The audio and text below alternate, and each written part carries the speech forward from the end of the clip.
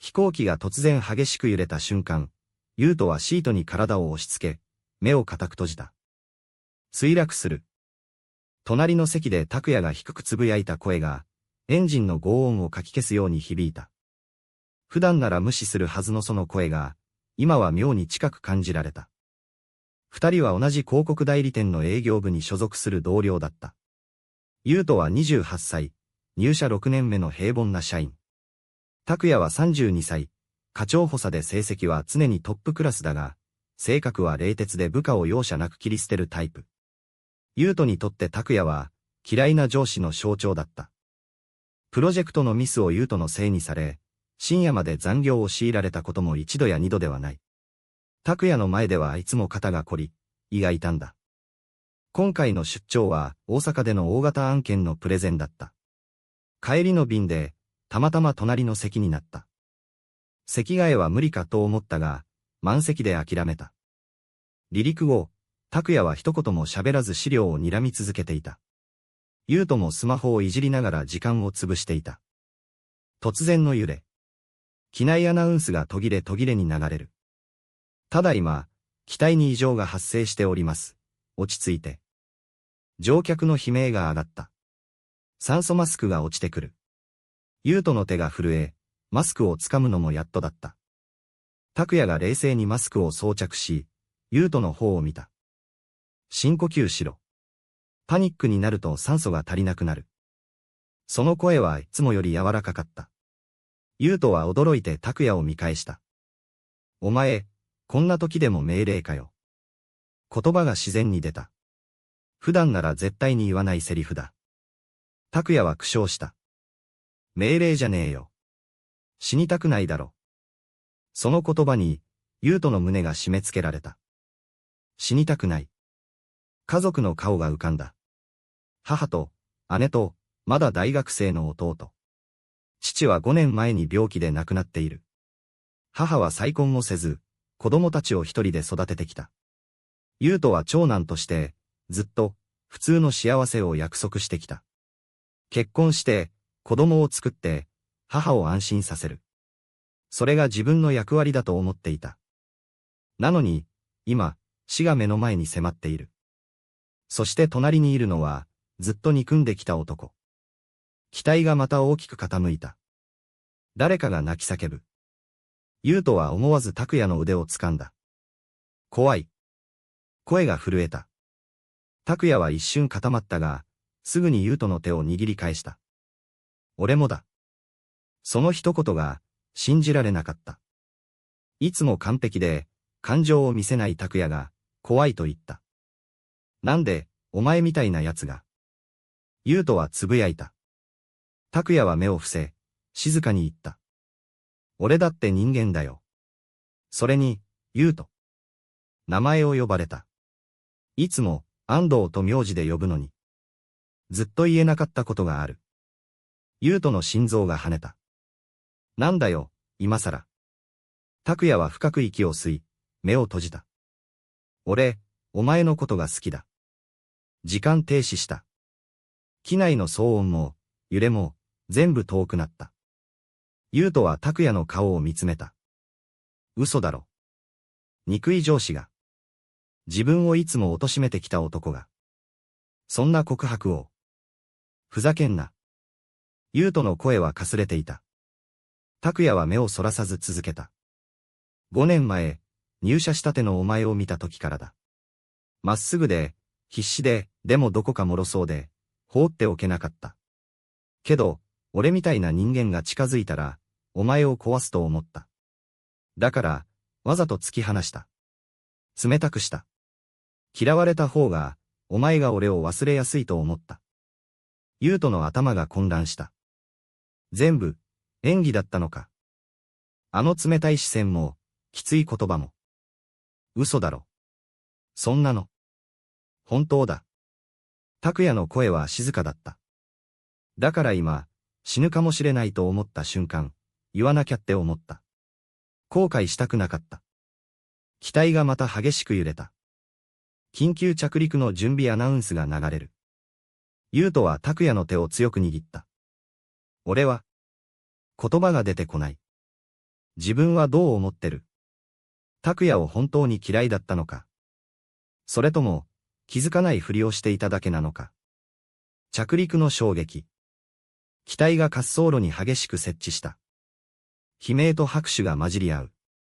生き延びた。空港の待合室で、二人は並んで座っていた。怪我人は出たが、死者はゼロ。奇跡だった。優斗は膝に肘をつき、うつむいていた。拓也が静かに言った。さっきの話、忘れていい。事故の勢いだったってことにしてくれ。優斗は顔を上げた。忘れられるかよ。声が震えていた。俺、どうしたらいいかわからない。翌朝、会社は大騒ぎだった。奇跡の生還とニュースになり、社員たちは優斗と拓也を取り囲んだ。お疲れ様でした。無事でよかった。優斗は笑顔を貼り付けながら、内心で吐き気がした。昨夜の告白が、頭から離れない。拓也はいつも通り、冷静に振る舞っていた。ただの事故だ。騒ぐな。そう言って自分のデスクに戻った。優斗はトイレに駆け込み、鏡の前で息を整えた。好きだなんて。男から男へ。そんな言葉を、こんな形で聞くなんて。家に帰ると、母が心配そうに待っていた。優斗。テレビで見たわよ。怪我はないの？母は涙目で抱きついてきた。大丈夫だよ。ただ、疲れた。優斗は母の背中を軽く叩いた。母は父が亡くなってから、ずっと一人で頑張ってきた。優斗は、母さんのために、ちゃんと生きると誓っていた。結婚して、孫の顔を見せてあげたい。それが、母への恩返しだと思っていた。夜、ベッドで目を閉じても眠れない。拓也の顔が浮かぶ。あの鋭い目。いつも自分を見下ろすような視線。でも、飛行機の中で見た目は、違った。怖がっている目。優しい声。翌日、会社で拓也と二人きりになった。会議室で資料整理中。沈黙が重い。優斗が先に口を開いた。昨日のこと、本気か。拓也は手を止め、静かにうなずいた。本気だ。俺は男が好きじゃない。優斗は自分に言い聞かせるように言った。拓也は小さく笑った。わかってる。だから、返事はいらない。ただ、伝えたかっただけだ。それから数日、拓也は優斗に距離を置いた。プロジェクトの指示もメールで済ませ、直接話さなくなった。優斗は逆に、拓也の姿を目で追うようになった。疲れた顔で残業する拓也。部下に厳しく指導する拓也。全部、演技だったのか。ある夜、残業で遅くなった。オフィスに二人だけ。優斗は意を決していった。なんで俺なんだよ。他にいくらでもいるだろう。拓也はコーヒーを飲みながら答えた。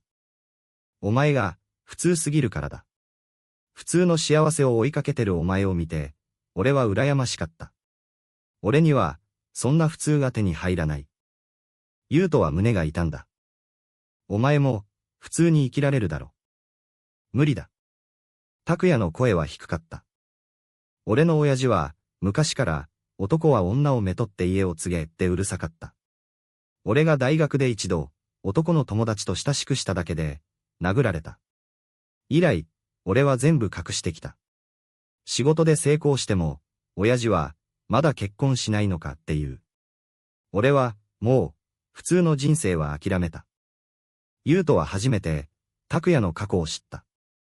冷徹な上司の裏側。だから、お前を遠ざけた。俺みたいな人間に近づかせたくなかった。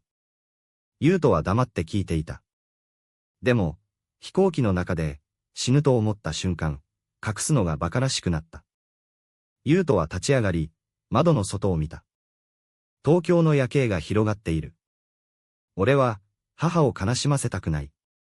わかってる。拓也は静かに言った。だから、何も求めない。その言葉が、逆に優斗の心を揺さぶった。数週間後、優斗は姉の結婚式に出席した。姉の夫は公務員で、穏やかで優しい人だった。母は涙を浮かべて喜んでいた。次は優斗の番ね。母の言葉に、優斗は笑顔でうなずいた。でも、心の中は嵐だった。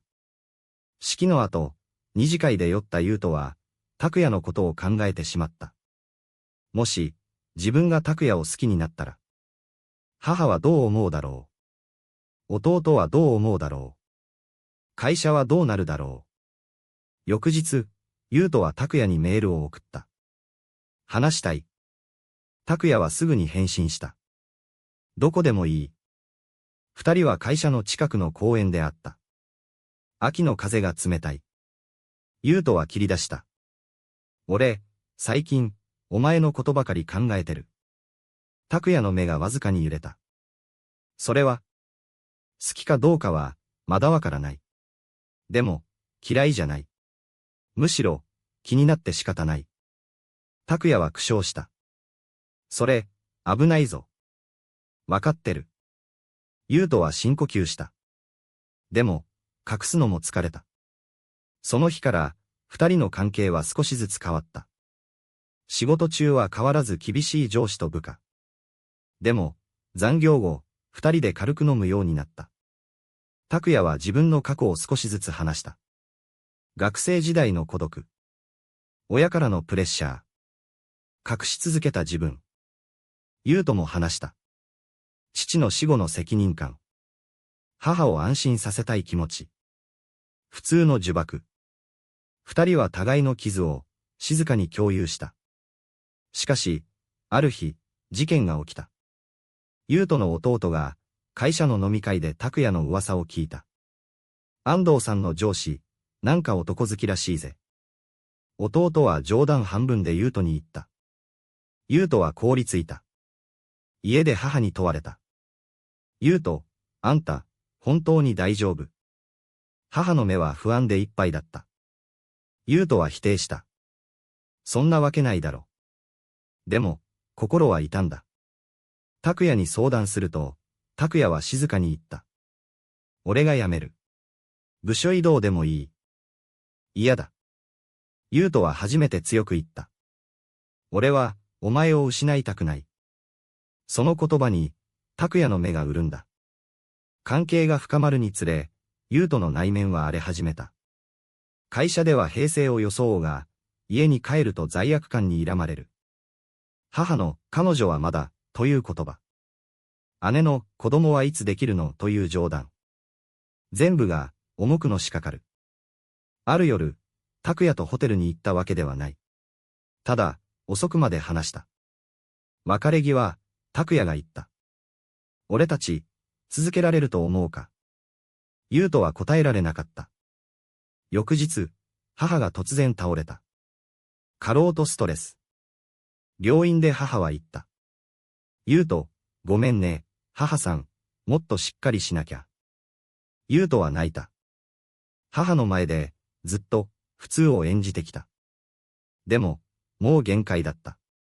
退院後、優斗は拓也に言った。俺、一度、距離を置きたい。拓也は静かにうなずいた。わかった。待ってる。それから二人は、仕事以外で会わなくなった。優斗は母の世話をし、弟の面倒を見、普通の生活に戻ろうとした。でも、心は空っぽだった。数ヶ月後、会社の飲み会で、拓也が女性社員と親しげに話しているのを見た。嫉妬が湧いた。自分でも驚いた。その夜、優斗は拓也に電話した。まだ、好きか。拓也の声は穏やかだった。変わらない。優斗は泣きながら言った。俺も、好きだと思う。再会した二人は、互いを強く抱きしめた。でも、幸せは長く続かなかった。拓也の父親が突然上京してきた。拓也は実家に呼び戻され、強引に縁談を進められた。結婚しろ。家を継げ。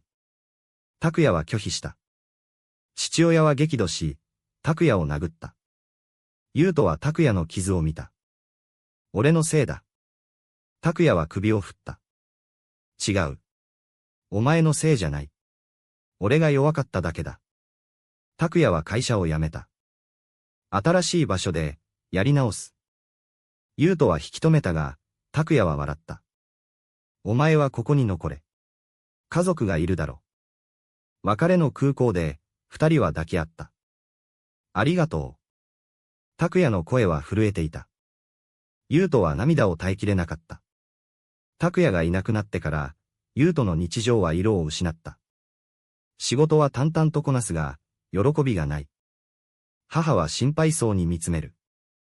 優斗、最近元気がないね。ある日、優斗は決心した。母にすべてを話す。リビングで、母の前に座った。母さん、俺、男が好きだ。母は一瞬固まった。そして、静かに泣いた。そうだったの。母は優斗の手を握った。母さんは、優斗が幸せなら、それでいい。でも、母の目には悲しみがあった。孫の顔が見られない悲しみ。世間の目への恐れ。優斗は姉にも話した。姉は驚いたが、受け入れた。弟が幸せなら、応援するよ。弟は混乱したが、時間が解決した。優斗は拓也を探した。SNS で、拓也が地方の小さな広告会社で働いていることを知った。優斗は上司に異動を願い出た。家族の事情で。本当は、拓也に会いたいから。新しい職場で、優斗は拓也に連絡した。会いたい。二人は再会した。地方の小さなカフェで。拓也は少し痩せていた。よく来た。優斗は笑った。逃げられなかった。二人は新しい生活を始めた。一緒に暮らすわけではない。まだ、慎重に。でも、互いの存在が支えになった。しかし、社会の目は厳しかった。優斗の古巣の同僚から噂が広がった。安藤、ゲイらしいぞ。昇進の話がなくなった。優斗は耐えた。拓也も耐えた。数年後、二人は小さなアパートで同居を始めた。正式なパートナーシップ証明書は取っていない。日本では、まだ結婚できない。でも、二人はそれでよかった。母は時々訪ねてくる。最初はぎこちなかったが、拓也の優しさに触れ、少しずつ受け入れた。拓也さん、優斗をよろしくね。母の言葉に、拓也は頭を下げた。優斗は会社で、LGBTQ+ の社内グループに参加した。少しずつ、声を上げるようになった。ある日、優斗は拓也に言った。俺たち、間違ってなかったよな。拓也は微笑んだ。間違ってたかもしれない。でも、後悔はしてない。二人は窓から夜空を見上げた。あの飛行機事故の日を思い出す。死を覚悟した瞬間、始まった恋。今、生きている。傷つきながらも。最後に、問いかける。愛のために家族を傷つけるのは、正しいのか、間違っているのか。